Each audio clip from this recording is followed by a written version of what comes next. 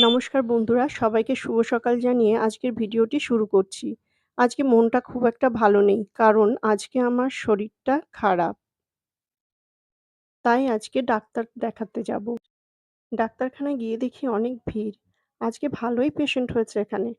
আমাদের অনেকক্ষণ অপেক্ষা করতে হলো, তাই চুপচাপ বসেছিলাম। অপেক্ষার অবসান ঘটিয়ে অবশেষে অনেকক্ষণ অপেক্ষা করার পর একটা টোটো পেলাম। টোটোতে বাড়ি যেতে যেতে দেখলাম আকাশটা অনেক মেঘলা হয়েছে। বাড়িতে শিবলিঙ্গের দরকার ছিল, তাই রাতে চলে গেছিলাম শিবলিঙ্গের দোকানে। শিবলিঙ্গ পছন্দ করে উঠতে পারছিলাম না।